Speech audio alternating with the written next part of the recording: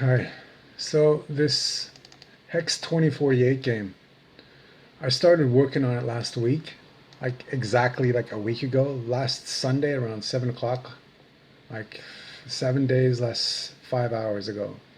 And within about 4 hours, I had the workings of the game, like the actual, move the pieces and collect them and do all that. So it was a working game after 4 hours.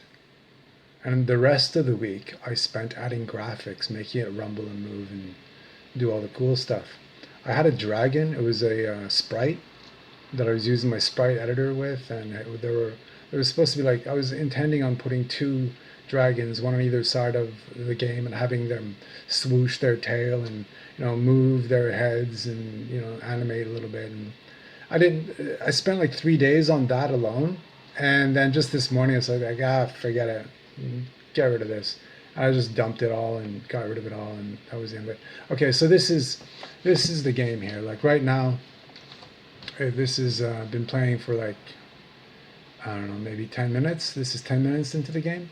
When you click on a piece, it gets selected. Like when you can't really see with the one because it's the smallest piece. I just clicked the one, the blue one here, the value of one, and it moves its neighbors. But because it's a one, it's barely noticeable at all. So move a two, and you can sort of see them. Move a four, and you can see them more. And as you go up, as the pieces get bigger, they move more. They affect their neighbors more. So 16, you can see it's obvious. They just move more, right? So as soon as you click, there's a bit of a rumbling going on there. So if you try to move, like right now, this piece, the 32 here, is selected. And if I try to move it to a place where there is no way for it to go, then it will tell you there's no path there. And to do that, the algorithm, the app, the game uses a breadth first search algorithm, which is really common. I go to it all the time. It's like pretty quick and easy and simple to put together, and it works great. And it's just like the best thing. So that breadth first search is my go-to for like anything that it applies for. Well, in this case, it's appropriate. So it does a search for the path, and it finds that there's no path there. So if I send it over here, it'll go there. It picks the quickest path. And as it goes along the path, it'll it'll affect all the other pieces along the way. If I choose a one, you'll see like it hardly notice it. You can barely see it move like the other neighbors by like 1 pixel. You can barely see it. I'll move it down here, and it's not really, you didn't really notice anything there. It doesn't really move, right? Because it's just a one. But when you move something that's much bigger, say at 256, this guy here, this guy is a beast, right? So I move him over here, and you can see that all these other pieces were affected as it moved along.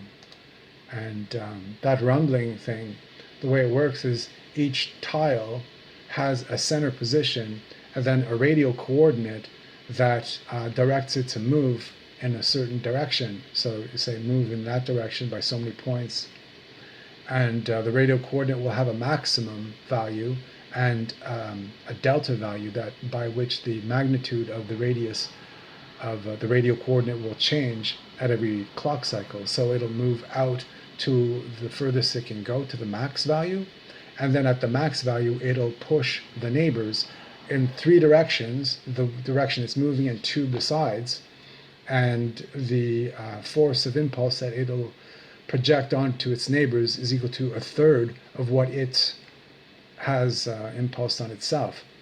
And because it goes around, because it turns sideways like that,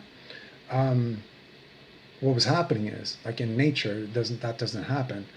Like sound propagates through the air by pushing molecules next to each other. This is a similar thing, but this is like it's a computer program. It's a simulation, so it's not actually doing that. What it's doing is it's pushing forward and then forward in two directions, like away and splits to the left and splits to the right.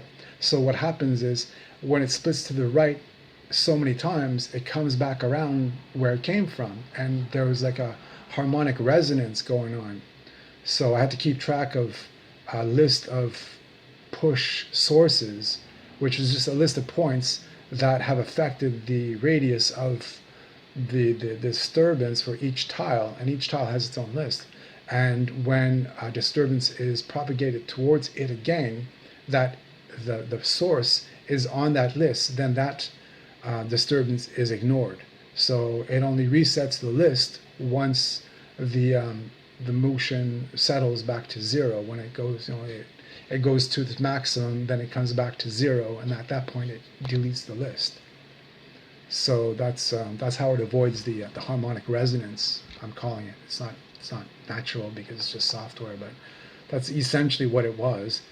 So so yeah, so that's it. That's the rumbling.